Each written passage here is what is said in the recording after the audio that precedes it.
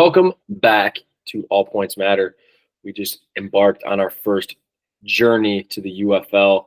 What a great weekend of football, great time with family, Easter weekend, good celebrations. And the UFL, I think, just kind of capped off that weekend for me. It was that extra touch, um, of juice, right? Michigan Panthers, I picked to ride this bandwagon. I hate to say it to you, Reese, but Panthers outdid your Battlehawks. It wasn't expected. My wallet did take a hit, but it was emotionally hedged with the Michigan Panthers. So I was big time up on this UFL week.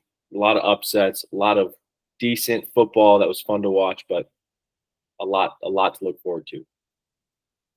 Yeah, it was an awesome weekend, and I think it was one where we really realized that man, all points do matter. So it was a game where the UFL rules and the XFL carryover with the extra points made all these games really exciting and kept almost everybody in it all the way through at least 3.5 quarters. So a lot of good football. It was a lot of fun, and unlike you, I couldn't get myself to bet on it. So much unknown, but we were a week into it, so I'm excited to unpack all that what we did learn from the unknown this weekend. It's gonna be great. It's gonna be great. So our first game of the week, we had our Stallions taking on the Renegades, two championship teams, USFL versus XFL, playing in the first time as the USFL. Just what I thought was going to happen was the XFL team was just going to show up and roll the Panther or roll the Renegade or roll the Stallions. My bad. But it went the other way around. Stallions took the win 27-14, and we saw some high quality play out of that quarterback position. Reese, do you want to take us through that? Yeah, I mean, we saw a lot of high quality quarterback. I think overall, my biggest takeaway from the league as a whole was it was highly competitive and quality play across the board.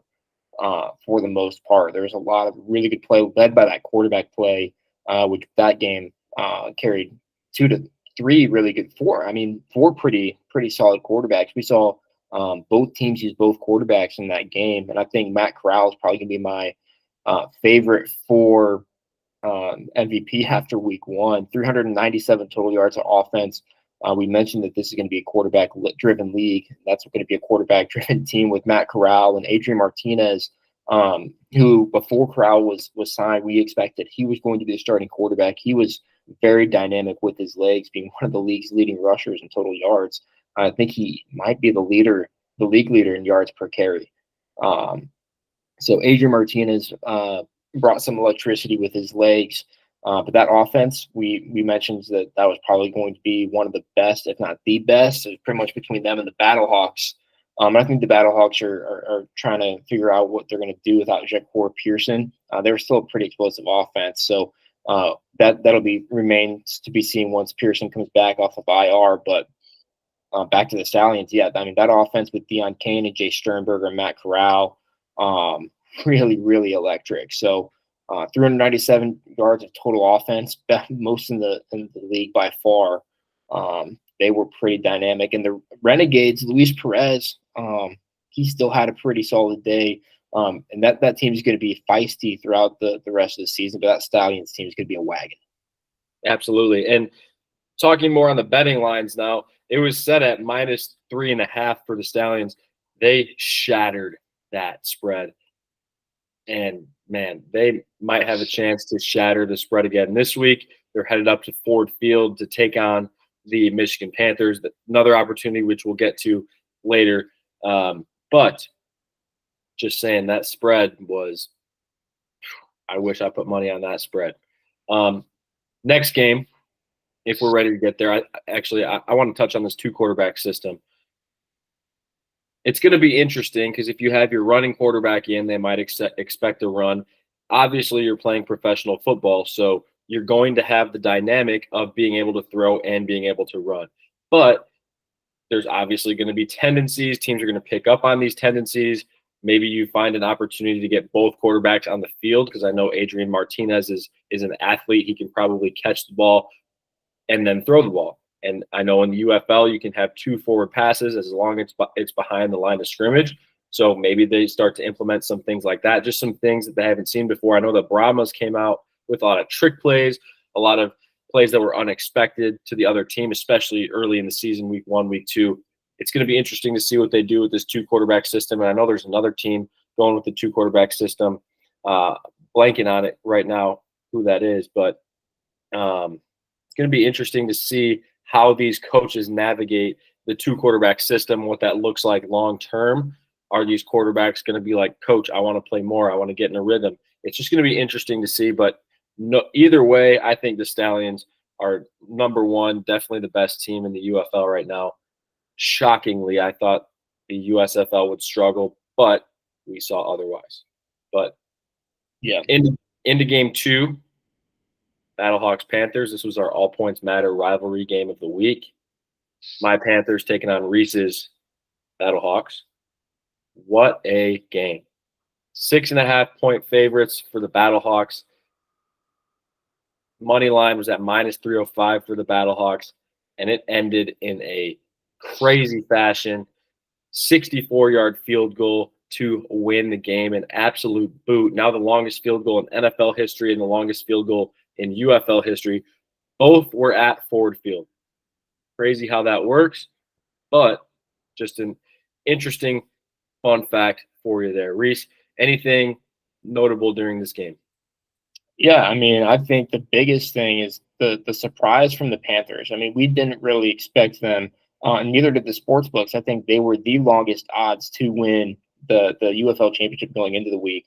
We talk about how quarterback play is going to drive the league, and EJ Perry was a surprise. We thought there were 2 other quarterbacks, Brian Lewerke and Danny Etling. We thought one of them was going to be the starters. They both have NFL experience and success to some degree. EJ Perry was a guy that came out of nowhere. He was the Panthers' backup a year ago.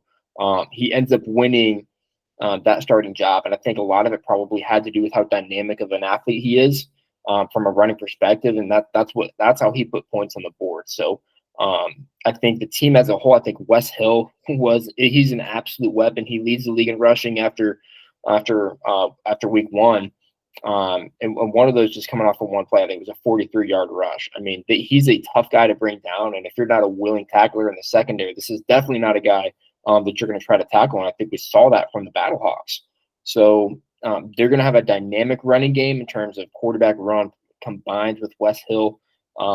Their defense was getting after AJ McCarron. And we thought the Battlehawks are returning some all-league offensive linemen and a pretty formidable group from last year. And they got after him. And I think part of it was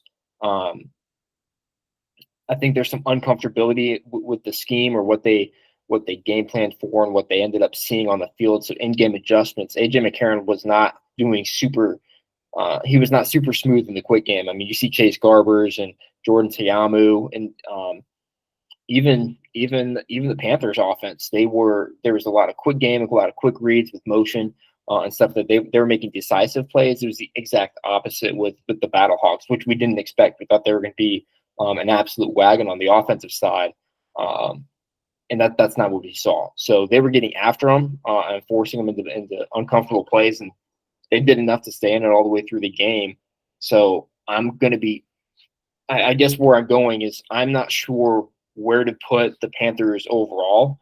They beat a really good team in the Battlehawks, and I think the Battlehawks will figure it out, especially as more film comes out and tendencies are identified, and they're going to be able to create an opening script that's just straight money and utilize the skill sets that they have on offense.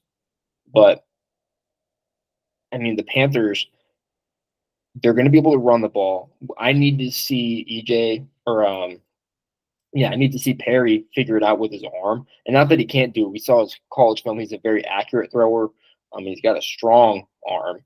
It's just a matter of seeing it and being confident in it. I think the interception on the first drive probably really killed some of that confidence, especially in his first professional start. So we'll see how he gets more comfortable. He's a dynamic player with his legs.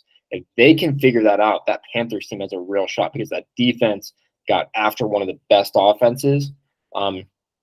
So if they can figure it out from a quarterback perspective and he can put the team on his back, which he kind of did, they're going to be a scary team going forward. And the Battlehawks have to figure out the protection and the scheme and be able to play within a rhythm. Absolutely. Absolutely. There's a lot that went into this game, a lot that we saw both on the Renegades, not the Renegades, on the Battlehawks side and the Panthers side. We saw a defensive front that got back to McCarron. It was tough for him to settle in, tough for him to make good throws. Also, kind of cool was flying around. He had 11 tackles, led the team. That was fun to watch. I'm a DBs coach. I coach high school football. And, man, watching DBs flying around, put their shoulders down, make hits, that just gets me going. That's something that I'm all about. And on Twitter this week, after this UFL action took place, I saw a lot of power rankings with the Panthers in the top 4. I thought that was a little generous, even as a Panthers fan.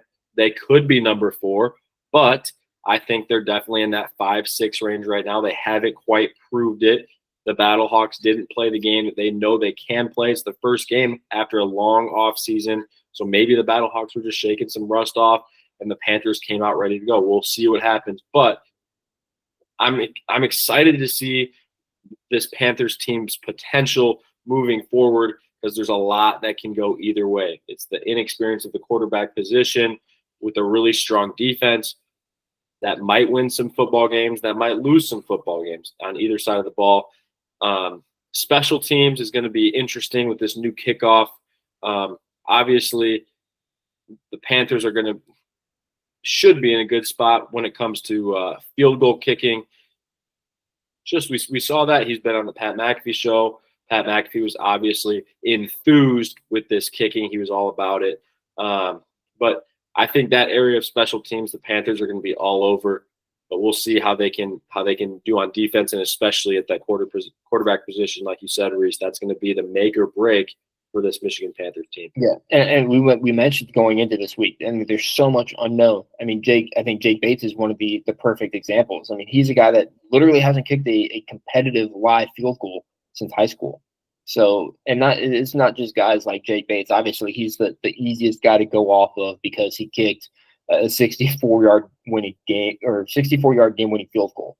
The guy who hadn't kicked since high school. So there's so much unknown. And now beforehand, it was like, dude, we don't know who this kicker is. We don't know who this quarterback is. We don't have the guys on the field because we haven't seen them play in so long. I think the Panthers, and we mentioned it in the preview episodes if you want to go back and watch those. But this is a team that, like, they could be good. We just don't know because we haven't seen them play. And they go up against one of the best returning teams from the XFL, and they stick it to them. I mean, they stay competitive all throughout. The game it was a very slow start on both sides, and that fourth quarter was absolutely electric. So if you're just going to go watch the clip, just go watch the fourth quarter. I mean, guys like Marcel Aitman, who hasn't played in so long for the Battlehawks, he stepped up and made multiple big-time plays on fourth down. Jake Bates and E.J. Perry did enough. He didn't put the team on his back, but he did enough to put him in field goal range. And Mike Nolan said, there's no way I'm kicking 65 yards. Like, no way I'm kicking 65 yards for the win. He lined up for 64, and they kicked back to back. And, like, this team that we had no idea was who they were beforehand, now we have their kicker. They got a guy. So they're going to be able to kick that. That extends. It changes the way they script. It changes the way they game plan. They've got a guy who's stone cold and can kick from, I mean, that was 64. He could easily hit from 68. With the rush. Like, there is plenty of leg strength on that. So this is a perfect example of we didn't know anything going into week one. And now we have at least a good foundation of knowledge to go with going forward. It's exciting stuff. I'm totally looking forward to seeing these teams develop and kind of infiltrate their way into different areas and different schemes and everything, kind of feel out their identity. It's going to be fun to watch. Third game of the week, we had Defenders Brahmas. Maybe outside of this Panthers Battlehawks game, maybe the most surprising game took place at the Alamo Dome. Defenders Brahmas 6 was the spread once again. It kind of seemed like Vegas was just floating around there because they didn't know what was going to happen. But the Brahmas came in with quite the upset. I think they took this one 27-12. The Defenders, they were up there on the preseason championship odds, especially with Te'amu back at quarterback. He's a big name for the UFL. He was one of the most explosive on offense last year, kind of led that offense to a playoff appearance. Couldn't quite get it done to get to that UF or XFL championship, but with that being said, their defense kind of let them down. Their offense had no run game. It was hard for them to get going. It was a difficult balance. I know we're having spring football meetings right now. We're talking about balance. We're talking about what makes a team good, that unpredictability, not knowing what's going to happen, having similar looks on offense to mix up the defense, what's coming. That confuses the defensive coordinator. That puts safeties. I don't know if I need to pass drop. I don't know if I need to get downhill to my run fit.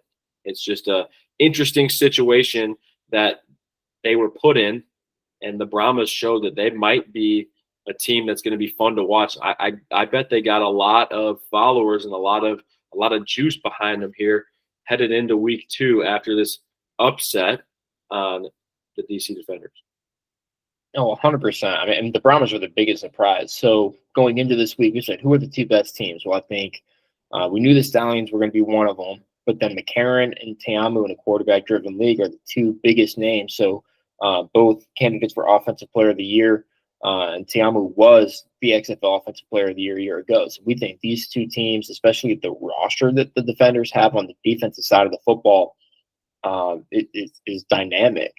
So a lot of former NFL talent. So the fact that the Brahmas came out, they controlled the game from the very beginning. Like, let's not forget, or let's definitely not look past the fact that the Defenders didn't score a touchdown. Now, part of that was self-destruction with penalties for scores that got called back, but the Brahmas were in control. And Chase Garbers was a guy that we had known. He's bounced around the NFL and Canada, but we'd never really seen him take control of a team and be that guy. Well, he was that guy. I mean, he was very smooth, quick, very whatever the read keys were on offense, like, he was very confident in them, and he's getting the ball out quick and in the right place at the right time. And the Brahmas were in a rhythm from start to finish, and they controlled that game.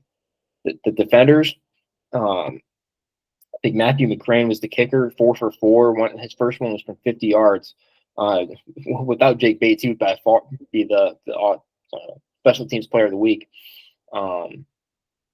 But they were never able to get that ball in the end zone on a touchdown that counted. So it was awesome. It was awesome. And that Brahmas offense are going to be a problem. Anthony McFarland is a weapon. There's a lot of quick game and motions. They're going to take advantage of mismatches pre-snap. So a lot of that, like, Chase Garbers doesn't have to do like what AJ McCarron's plays were all off script, and him just being a good football player and being comfortable being uncomfortable. It's the exact opposite with the Brahmas. And I bet you Chase Garbers could do that, but he didn't have to. And that's what made them so good. So Anthony McFarland is going to be one of the best running backs in the league, right up there with Wes Hill. I mean, he was a weapon just off of handoffs, and then even in the passing game and that quick game and off of motions, he's able to get that ball and make things happen. So they're going to be extremely, extremely talented. So they traded touchdowns the Defenders traded touchdowns and field goals early, going down 14-9. The play that changed the game, though, was a fake punt from Brad Wing. Now, Brad said they'd ran that probably 15 times in practice leading up to this game. They had not one. He had never thrown it to Alex Mollett, the center, and 2, they had never even completed this pass in practice. So Wade Phillips, this call goes in right before halftime that we're going to run this fake punt on a play that we have not executed in practice. They execute it. He throws it to the center instead of the tight end because the safety sees the tight end release. He sees the tight end release, and he sees Mollett release, and he's like, well, I don't need to cover a center. So he goes and covers the tight end, leaving Mollett wide open.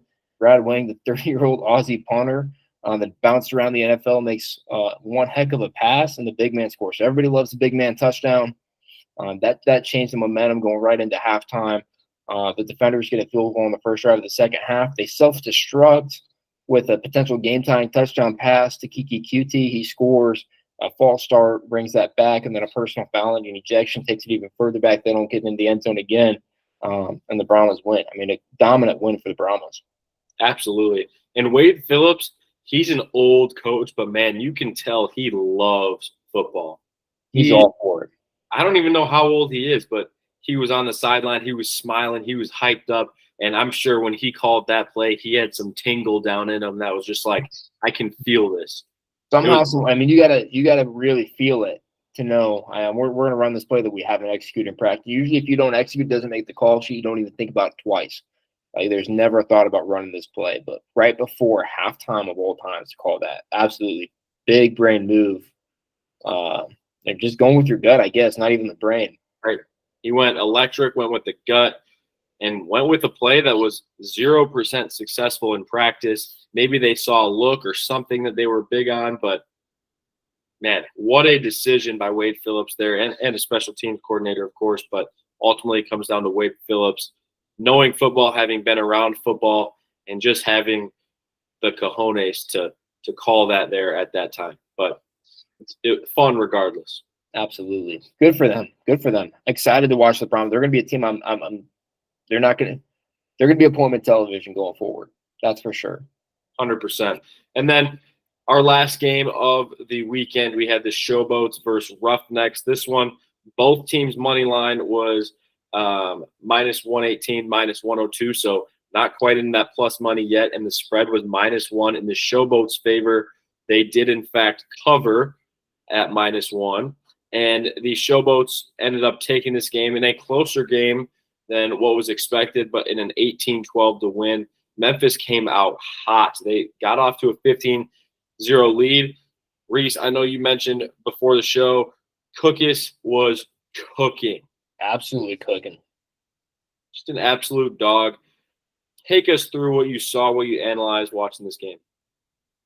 Yeah, I mean, the number one thing, and both him and Garbers, I think, were the biggest takeaways. I think Chamo looked smooth, but we're talking about playing in rhythm. And I think Memphis and San Antonio have a very similar style of offense where they're going to use a lot of motion. A lot of it's going to be half-field pre-snap reads designated based on the call. So they'll put guys in motion, and all that motion triggers like, hey, as this guy's moving across, I know I'm either creating a numbers game on the perimeter where it's going to be 3-on-2, or I'm creating a space and we're going to have a guy fill that based on how they play with the motion. So he's analyzing that motion. So as soon as that ball hits his hands, he knows exactly where it's going. I think Garbers and Cookus just dominated that way.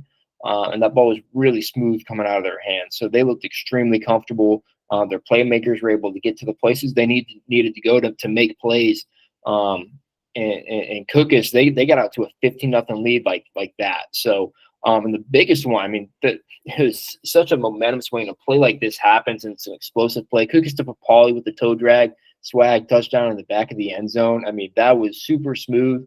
Papali, the son of Vince Papali, the guy that Disney made the Invincible movie after with Mark Wahlberg.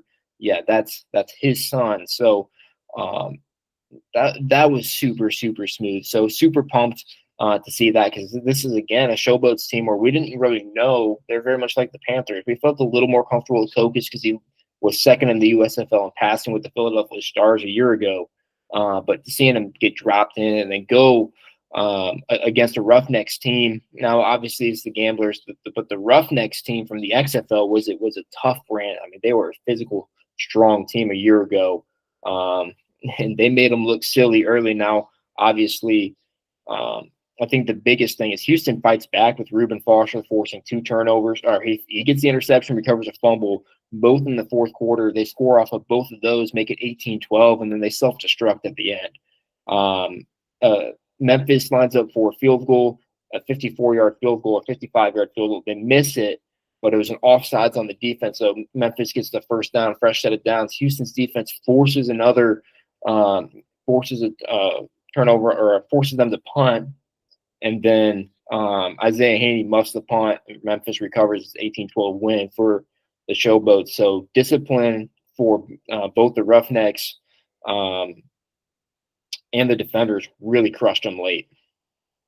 Absolutely. Absolutely. I think that's what it's going to come down to. The team, well, this is going to sound obvious, but the team that makes the least mistakes is going to win the football game. And that's something we saw a lot this weekend, especially with the Roughnecks. They had a lot of special teams issues, defensive breakdowns, penalties, and that got the defenders too.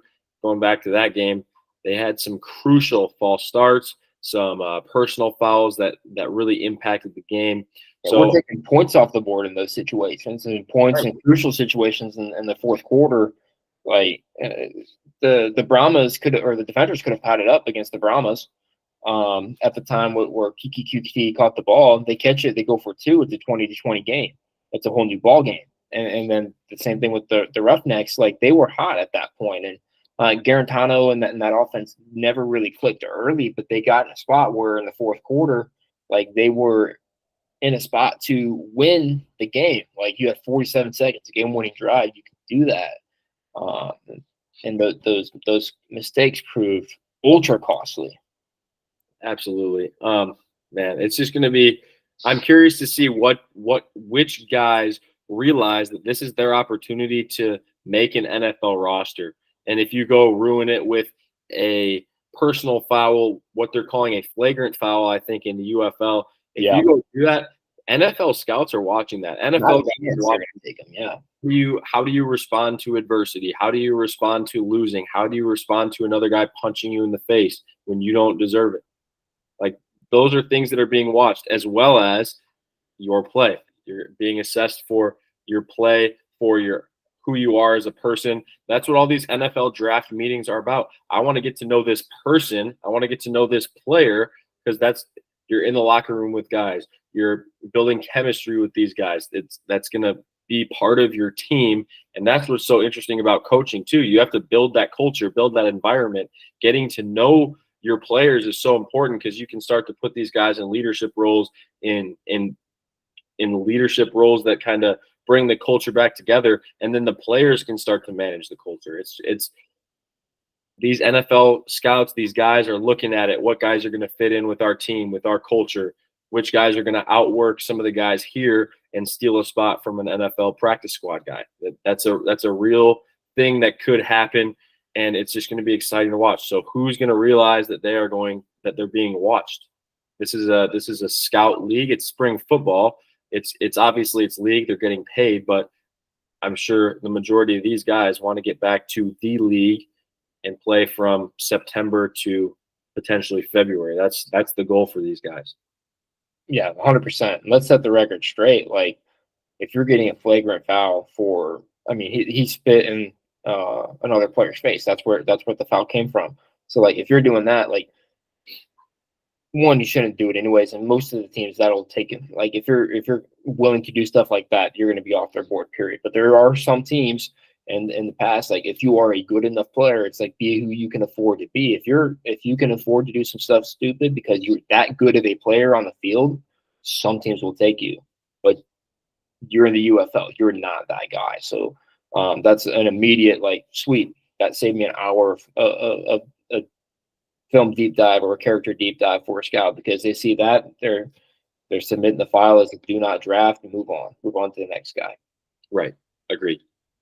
So that kind of wraps up our analysis for the 4 UFL games. We talked through a lot of them. Next week's going to be electric. I think there's quite a following just throughout the whole league. I mean, the viewership was up. I know the Battlehawks have a huge fan base down in St. Louis, but the Battlehawks-Panthers game had the highest viewership. I think it was averaging 1.3 million viewers throughout the entire time. And that was on Fox. Incredible. Yeah, that's incredible. Absolutely incredible. For Fox had better numbers than ESPN. I know ESPN was a Easter Sunday, so a lot of people are at church having their various celebrations and such. So that could have definitely impacted the numbers. A 300,000 difference. I definitely think some families are probably not watching football Easter Sunday. You're doing Easter egg hunts with the kids. And the Elite Eight was on that day too. I know Purdue was playing as both those games were going on simultaneously with Elite Eight games. Absolutely. So there was a lot to compete with as well for ratings. So interesting dynamic there, but our All Points Matter podcast here, we put together a power rankings. Reese, I say we switch off here. I'm going to start us at the top. This was a pretty easy pick for us. We thought they dominated another pretty good team in a fashion that really wasn't expected. So we're going to go with the Birmingham Stallions in that one spot. They showed it. Their quarterback play was just what seemed to be miles ahead of other teams, and that's going to take them a long way in this league. Yeah, Brahma's fallen number 2, so that's a huge jump from where the betting odds were. They were the furthest, actually. They were plus 1,400 for UFL title odds. We moved them up to number 2. I mean, that offense was super smooth, super in rhythm. Chase Garbers was in complete control. Anthony McFarland's going to be a difference maker. And defensively, I mean, they were in control the entire game. They held the XFL Player of the Year and Jordan Teamo a year ago to no touchdowns, only field goals. And if they can continue to keep up with that performance against quarterbacks like that, yeah, they're going to put themselves in a really good spot to be a top seed in the XFL division. Absolutely. Next at 3 is the Battlehawks. Yes, they are 0-1. Yes, they lost to the Michigan Panthers, but AJ McCarron, an experienced quarterback with a team that has the ability to respond. They are playing in a town that loves football and wants football. So seemingly they have a lot to play for. So this team is going to respond, and I don't think this one loss week 1 should define the Battlehawks. So they're at number 3. Yeah, and then the Battlehawks with let's not forget that was a game-winning 64-yard field goal. So they had put themselves in a position to be able to win the game. It was a back-and-forth game, and it was really, really highly competitive. I mean, that fourth quarter was dynamic. So somebody had to lose that game. You can look at the other 3 quarters, obviously, but with that roster, yeah, the Battlehawks are in a good spot. And the Showboats fall at number 4 for us, so they're in a really, really good spot with Chase not Chase Garb. Case Kukas was cooking. That offense is going to be really good. It's a quarterback-driven league. I would put him in the top 4 quarterbacks in this league. Let's slide him at number 4, or let's slide the Showboats at number 4. They're in a really good spot. So really like what they've got going for them, and they're going to keep that going. Yep, I think that one we're going to be able to feel out as we get the season rolling. They could slip, they could jump. It's going to be interesting. At number 5, Michigan Panthers, EJ Perry, Wes Hill, and that interior defensive line. They were making some plays. Kai Nakua, they were getting down to the line quick from that secondary, just flying around making football plays. They were on the hunt, as they would say. Paw is law up in Detroit. So number 5, from what personally I expected them to be around number 7 to maybe maximum 6. But after this week 1, just upset in this situation. I know it was a really close game, ended on a field goal, but they had to play a football game against a really good Battlehawks team, and they pulled it out. So that's why we have Panthers at number 5. Yeah, that defense put on a show. Well-deserved spot at number 5, and if that quarterback play gets better, they can climb. Number 6 is the Defenders. Really solid quarterback play. They got skill on the offensive perimeter, and Ty Scott and Kiki QT.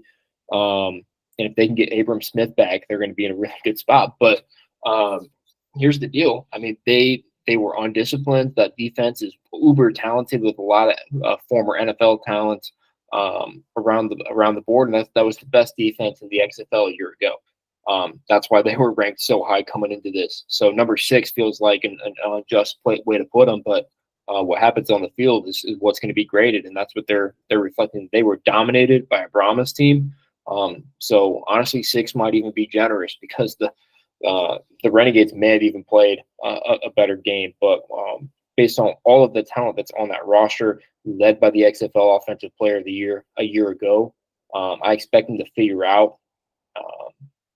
But 6 is a really rough spot for the Defenders. I don't expect them to be here for long, but it's a reflection of what's been on the field so far. Absolutely. I totally agree with what you were saying. And Renegades, they were definitely the biggest fall for us. Arlington fell.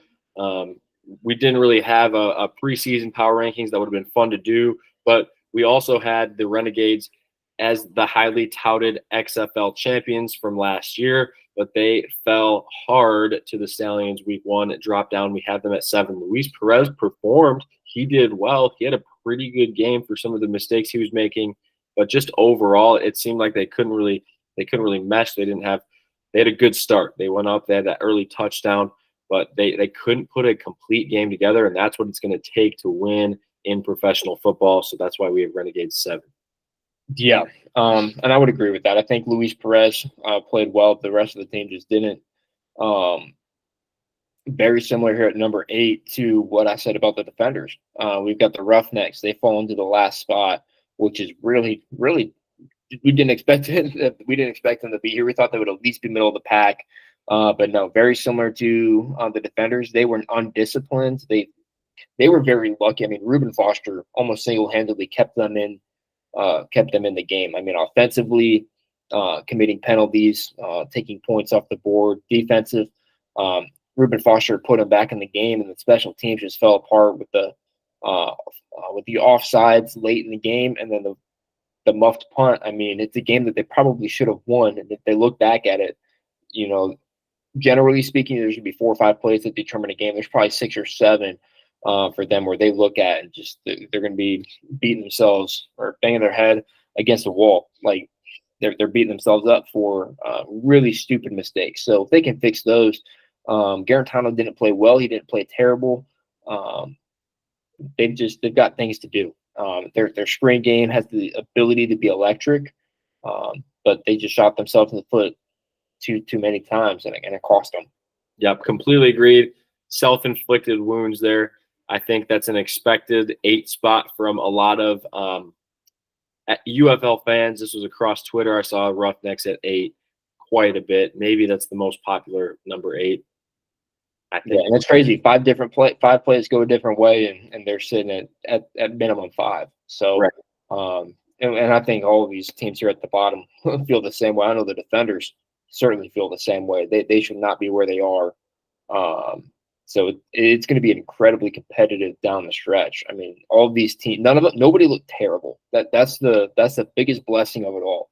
No. Nobody looked poor. Everybody has something. I mean, even the Roughnecks, Garantano to Justin Hall can be dynamic. They've just got to figure it out on the special team side and hopefully give themselves another shot. Reuben Foster, I mean, was exactly what you would expect a former NFL first-round pick to look like in this league. So they've got a lot of bright spots. And so do the Renegades and Defenders and the Panthers, man. A lot of good on that bottom half. Man, this got me really excited for spring football. And the championship coming up in June, we have the updated odds for you just to kind of keep you in the loop. Our Stallions, I'm just going to go top 3 here just because we have maybe top 4. I'm going to go top 4. So Stallions have the best odds at plus 220. Battlehawks are at plus 450. The Brahmas jumped up from the bottom at plus 1,400 to plus 500. Now they have the third shortest odds to win the league at plus 500. Then shockingly, at 4 and 5, we have the Defenders at plus 600 and the Showboats at plus 650. So it's going to be interesting. The Panthers are still sitting down there in that 7th position at plus 900. That can 100% change depending on how they play the rest of the way. If they keep that defensive energy up and EJ Perry proves he can sling that ball around and command an offense, that's going to change quick. But it's going to be an interesting feeling this out. Who's going to be in playoff position come end of May? It's going to be fun to watch. Yeah, I mean, there's so much to watch. So I think the ways you navigate this, if you're thinking about betting on it, so I wouldn't jump on the Panthers bandwagon just yet. I want to know if I can believe in EJ Perry and really see if he's going to be able to put the team on his back. So plus 900 seems like a bit of a stretch, and then very similar, like the Brahmas were just down there. So we really, really like what we saw about the Brahmas, but if I'm going to bet on, I'm going to wait just one more week now, because plus 500, and that best they're probably going to jump to plus 400 in a week. So you're losing hypothetically $1 or $10 depending on how much you're willing to bet. So it's not going to be. It's probably safer to wait just a second to see. Now, if you really like the Battlehawks or the Defenders, 2 teams that we think have a lot of talent, and they certainly have the quarterbacks to take them there. This is a really good. I would jump on them right now because you got an extra $1, $10, $100, depending on how much you bet on these teams, because they went from plus 350 to plus 450. So you're getting better value here on a team that you feel pretty confident in. And then the Defenders went from plus 380 to plus 600. So you're getting existential value. Like, that is incredible. So if you feel really confident about those teams, jump on them now. Those teams at the bottom that climbed up. If you're really confident, go ahead and do it. But I would advise wait one more week, see where you're at, because they've already made a big leap. It's not going to – that kind of leap isn't going to happen again. Right. I would agree. It's going to be fun. We'll get our video for predictions, picks, everything UFL, some news coming up later this week. I know it's already a Tuesday night, and we'll probably have this posted Wednesday during the day at some point. But catch us Thursday night, Friday night for some picks, predictions, what's going to happen here week 2 of the UFL. Reese, it's been a pleasure. Sure has. It's been a good one. Pause law, baby. I don't know. I think cause law, but yep, that happens. Panthers won, so you can't do anything about it. Hey, plenty of football left. We'll see you.